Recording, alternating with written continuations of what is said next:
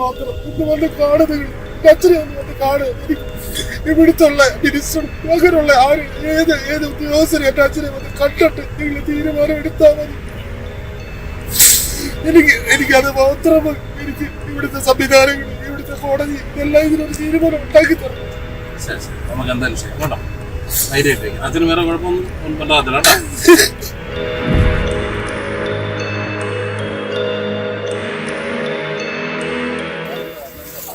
ഈ മാസം 5-ാം തീയതി എൻ്റെ അച്ഛനെ ഞാനിവിടെ വയറ് സംബന്ധമായ ഒരു അസുഖമായിട്ട് കാരണം മോശം പോകാതെ ഇവിടെ വരികയും ചെയ്തു. ഞാനിവിടെ അഡ്മിറ്റ് ആക്കാൻ വേണ്ടി ഇവിടെ വന്നപ്പോൾ അവർ ഇനമ വെച്ച് ക്ലിയറായി കഴിഞ്ഞപ്പോൾ എൻ്റെ ഭാര്യ പറഞ്ഞു നമുക്കൊരു ബ്ലഡ് ടെസ്റ്റ് എടുക്കണം. അങ്ങനെ ഒരു ബ്ലഡ് ടെസ്റ്റ് എടുക്കുമ്പോൾ ഇവർ പറഞ്ഞു കിഡ്നിക്ക് വേരിയേഷൻ ഉണ്ട്. കിഡ്നിക്ക് അങ്ങനെയല്ല പറഞ്ഞത്, ക്രിയാറ്റിൻ ഉണ്ടെന്ന് പറയുകയും അതിനെ സംബന്ധം എനിക്കതിനെപ്പറ്റി വലിയ ഗ്രാഹ്യമില്ല സാർ, നമ്മുടെ ഇതിലെല്ലാം റിപ്പോർട്ടുകളും ഉണ്ട്. നമ്മൾ അത് പറയുകയും അങ്ങനെ എൻ്റെ അടുത്ത് ചോദിച്ച് ഞങ്ങൾ അഡ്മിറ്റ് ചെയ്യട്ടോ, അച്ഛൻ്റെ അസുഖമാണല്ലോ നമുക്ക്, നിങ്ങൾ അത് ചെയ്യാനും പറയുകയും ചെയ്തു. പറഞ്ഞു കഴിഞ്ഞ് കുറച്ച് നേരം കഴിഞ്ഞപ്പോൾ ഇവർ ICUലേക്ക് മാറ്റുന്നെന്ന് പറഞ്ഞു. നിർബന്ധിച്ചൊന്നുമല്ല, അവർ അല്ല നടന്നാണ് കൊണ്ടുവന്നത്. അതിൻ്റെ ഓട്ടോക്കാരനുണ്ട്, ആ ഓട്ടോയിൽ വന്ന ആളുമുണ്ട്. അങ്ങനെ ഇവിടെ കൊണ്ടുവരികയും ഇവിടെ കൊണ്ടുവന്ന് കഴിഞ്ഞിട്ട് അച്ഛന് ഒരു ദിവസം കഴിഞ്ഞപ്പോൾ ഞാൻ പറഞ്ഞു അച്ഛനൊരു കുഴപ്പമില്ലല്ലോ, നിങ്ങൾ റൂമിലേക്ക് മാറ്റി 211 ഏതോ നമ്പറിൽ ബി ബ്ലോക്കിലേക്ക് മാറ്റുകയും ചെയ്തു. എനിക്ക് ഞങ്ങളുടെ അച്ഛന് ഒരിക്കലും ഇപ്പം എപ്പോൾ നിലവിൽ ഉണ്ടാക്കുന്ന എൻ്റെ പ്രശ്നം എൻ്റെ അച്ഛനെ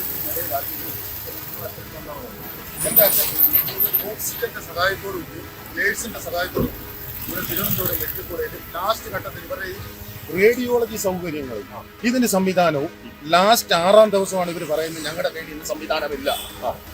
ആദ്യം ഇവർ പറഞ്ഞു ഞങ്ങൾ ആന്റിബയോട്ടിക് കൊടുത്ത് ഞങ്ങൾ ഇത് മാറ്റാം എന്ന് പറഞ്ഞാണ് ഇവർ 6 ദിവസം എൻ്റെ കയ്യിൽ 1,00,000 ചില്ലുമാൻ രൂപ ഇവിടെ ബില്ലടയ്ക്കാൻ ഗുണ്ടായിസത്തിൽ ഇവർ പറഞ്ഞു പൈസ അടച്ചിട്ടേ ഞങ്ങൾ വിടുമെന്ന് പറഞ്ഞു. വിട്ടപ്പോൾ നമ്മൾ പൈസ അടയ്ക്കാൻ തയ്യാറാണ്, നമ്മൾ പൈസ അടച്ചു. ഞങ്ങൾ ഈ കാര്യങ്ങളൊന്നും അറിയുന്നില്ല. ഞങ്ങൾ ഇതുമായി ബന്ധപ്പെട്ട് കിംസ് ആശുപത്രി കൊണ്ടുപോവുകയും ഈ ഡോക്ടർ ഇത് എഴുതി തരികയും ചെയ്തു. ഇത് എഴുതി തന്നപ്പോൾ ഇതിനകത്ത് എഴുതിയേക്കുന്ന കിഡ്നിയിലും ലിവറിലും പഴുപ്പാണെന്നാണ്. അവിടെ ചെന്നപ്പോൾ ഇങ്ങനൊരു സംഭവമില്ല. ഇത് അശോക് ഡോക്ടർ, ഇവിടുത്തെ ഫിസിഷ്യൻ, വിജയ ഹോസ്പിറ്റലിലെ ഫിസിഷ്യനായ അശോക് ഡോക്ടറിന്റെ അക്ഷരത്തിലാണ് ഇവിടെ എഴുതിയിരിക്കുന്നത്. പിന്നെ യൂറോ ഡോക്ടർ അതില്ല, യൂറിൻ ഇൻഫെക്ഷൻ ഉണ്ട്. ഈ യൂറിൻ ഇൻഫെക്ഷൻ ഉള്ള ഒരാളിനെ ഇവിടെ കിടത്തി ഇത്രയും ക്രിട്ടിക്കൽ സ്റ്റേജ്, കാരണം ഇനി എന്റെ ജീവിതത്തിൽ എനിക്ക് അച്ഛനെ കിട്ടില്ല, അതെനിക്കറിയാം. നിങ്ങൾക്ക് മാധ്യമ പ്രവർത്തകർക്ക് നിങ്ങൾക്ക് വന്ന് കിംസ് ഹോസ്പിറ്റൽ നോർത്തില് വെന്റിലേഷൻ സഹായത്തോടു കൂടി കിടക്കുന്ന ആ വ്യക്തിയെ നിങ്ങൾ വന്നൊന്ന് കാണണം. കണ്ടു കഴിഞ്ഞിട്ട് നിങ്ങൾ ഇതിന് തീരുമാനം എടുത്താൽ മതി. എനിക്ക് ഹോസ്പിറ്റലിനെ തകർക്കണമെന്നോ ഹോസ്പിറ്റലിനെ നശിപ്പിക്കണമെന്നോ എനിക്കില്ല. എന്റെ അനുഭവം ഇനി നാളെ ഉണ്ടാവരുത്, ഒരു ജനത്തിനും കൊട്ടാരക്കരക്കാർക്ക് ഉണ്ടാവരുത്. ഇപ്പോഴത്തെ അവസ്ഥ എനിക്ക് പറയാൻ പറ്റത്തില്ല, കാരണം എല്ലാം കഴിഞ്ഞു. ഇനി എന്റെ അനിയൻ ഇന്ന് ദുബായിൽ നിന്ന് വരും, വന്നു കഴിഞ്ഞിട്ട് അത് ഞങ്ങൾ തീരുമാനിക്കും. എന്തെങ്കിലും സംഭവിച്ചാൽ ഈ ഹോസ്പിറ്റലിന്റെ വാതിക്കൽ ഞങ്ങൾക്ക് ഞങ്ങളുടെ അച്ഛനെ വേണം.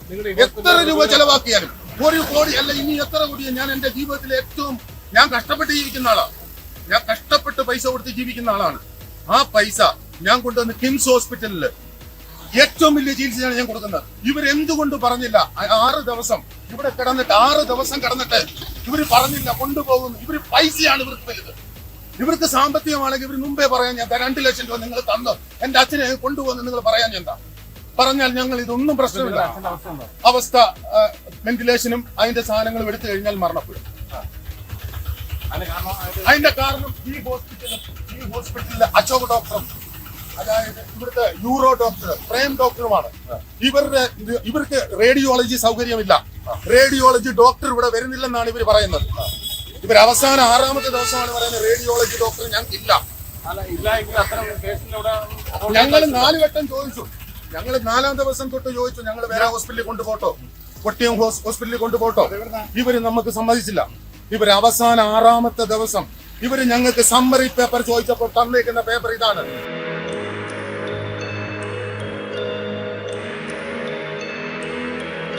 ഞങ്ങൾ ചോദിച്ചപ്പോൾ സമ്മറി പേപ്പർ ഞങ്ങൾക്ക് തന്നേക്കുന്ന ഇതാണ്. നിങ്ങൾ പറ, ഇതാണോ ഇതിന്റെ നിയമവ്യവസ്ഥ? ഇതാണോ ഇത്? ഇവിടുത്തെ ഡോക്ടർമാരുടെ മാനേജ്മെന്റ് എനിക്ക് 1,10,000 രൂപ CT സ്കാൻ ഉൾപ്പെടെ എന്റെ ചെലവായ കാശ് എനിക്ക് തരാമെന്ന് പറഞ്ഞു. അത് കഴിഞ്ഞിട്ട് ലാസ്റ്റ് ഇവർ പറഞ്ഞു എന്റെ അച്ഛന് വില ഇട്ടേക്കുന്ന 1.5 ലക്ഷം രൂപ. 1.5 ലക്ഷം രൂപയാണ് ഇവർ വില ഇട്ടേക്കുന്നത്. ഇവിടുത്തെ മാനേജ്മെന്റ് ഞങ്ങളെ സമീപിച്ചു, ഇവിടുത്തെ പൊതുപ്രവർത്തകരെ പറ്റി ബന്ധപ്പെട്ടു, ഇതെല്ലാ കാര്യങ്ങളും ചെയ്തു. തിരികെ തരാമെന്നും നിങ്ങൾക്ക് ആംബുലൻസിന്റെ പൈസ ഉൾപ്പെടെ. നമുക്ക് അതല്ല ആവശ്യം. എന്റെ അച്ഛന്റെ ജീവൻ നിങ്ങൾക്ക് തരാൻ പറ്റുമോ? എന്റെ ചോദ്യം അവിടെയാണ്. ഇതില് താങ്കൾ മെഡിക്കൽ എക്സ്പെർട്ട് ആണോ? അല്ല. പിന്നെ എങ്ങനെ താങ്കൾക്ക് അറിയില്ല ഈ ഹോസ്പിറ്റലിന്റെ പിഴവാണെന്ന് ഞങ്ങൾ കിംസ് ഹോസ്പിറ്റലിൽ ചെന്നപ്പോൾ ഇത് കാണിച്ചപ്പോൾ ഡോക്ടർ അവിടുത്തെ പറഞ്ഞ് നിങ്ങൾക്ക് ഈ പറഞ്ഞ അസുഖമല്ല, യൂറിനകത്ത് ചികിത്സിച്ചത് ഈ മരുന്ന് കൊടുത്തിട്ടുണ്ട്. ഈ മരുന്ന് കൊടുത്തേക്കുന്ന അവർ സെലക്ഷൻ കൊടുത്തേക്കുന്ന ഇതല്ലെന്നും അവർ പറഞ്ഞു. നമുക്കിതിനെ പറ്റി ഗ്രാഹ്യം അറിയില്ല. അച്ഛൻ അനുഭവിക്കുന്ന മരണത്തിൽ പോയത്. എന്തായാലും ശരി, ഞങ്ങൾ നിൽക്കുന്നത് കൊല്ലം ജില്ലയിലെ കൊട്ടാരക്കര വിജയ ഹോസ്പിറ്റലിന് മുന്നിലാണ്. അച്ഛന്റെ അവസ്ഥയ്ക്ക് കാരണം അച്ഛൻ ഇപ്പോൾ മരണത്തോട് മല്ലടിച്ച് ഒരുപക്ഷെ ഏത് നിമിഷവും മരണപ്പെടാം എന്ന രീതിയിൽ തിരുവനന്തപുരം കിംസ് ഹോസ്പിറ്റൽ വെന്റിലേറ്ററിലാണ് എന്നാണ് ഇദ്ദേഹം പറയുന്നത്. ഇദ്ദേഹത്തിന്റെ അച്ഛന്റെ പേരെന്താണ്? അച്ഛന്റെ പേര് മാത്യു. അല്ലേ? താങ്കൾ എന്തിനാണ് ഇപ്പൊ ഇവിടെ വന്നത്? ഇവിടെ വന്ന് എനിക്ക് ആരുമില്ല. എനിക്ക് ഇതിന് വേണ്ടതെന്ന് പറയുന്നത് ഹോസ്പിറ്റലോട്ട് സംസാരിച്ചുകൊണ്ട് നിങ്ങളുടെ ഇപ്പം അച്ഛനിപ്പോ എന്തായാലും ജീവനോടെ ഉണ്ടല്ലോ, അതിനുവേണ്ടി പരിഹാരം കണ്ടെത്തുകയല്ലേ വേണ്ടത്? ഇതിനെപ്പറ്റിയൊന്നും എനിക്കറിയില്ല. എനിക്ക് അതിനെപ്പറ്റി അറിയില്ല. നിങ്ങൾ ആദ്യം ഹോസ്പിറ്റലോട്ട് സംസാരിച്ചു. അവര് പറഞ്ഞ നിങ്ങൾ നിയമവശത്തിൽ മെഡിക്കൽ എക്സ്പെർട്ട് അല്ല, ഞങ്ങൾ മെഡിക്കൽ എക്സ്പെർട്ട് അല്ല. ഇപ്പൊ നിങ്ങളുടെ അച്ഛൻ ജീവനോടെ ഉണ്ട്. ഈ പറയുന്ന നമ്മുടെ ഓട്ടോക്കാരനുണ്ട്. ഓട്ടോക്കാരനെ കൊണ്ടുവന്നാണുണ്ട്. ഇവിടെ കൊണ്ടുവന്നാണ്. ശരി, ഞങ്ങൾ ഈ ഹോസ്പിറ്റലുമായി സംസാരിക്കും കേട്ടോ. അവർ സംസാരിക്കും. എന്താണ് അവർക്ക് പറയാനുള്ളത്?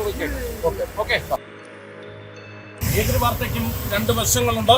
ഞങ്ങൾ വിജയ ഹോസ്പിറ്റലിന്റെ ബന്ധപ്പെട്ട അധികാരികൾ ഞങ്ങൾക്ക് ഈ ഒരു വിഷയത്തിൽ അവർക്ക് എന്താണ് പറയാനുള്ളത് എന്ന് ചോദിച്ചു.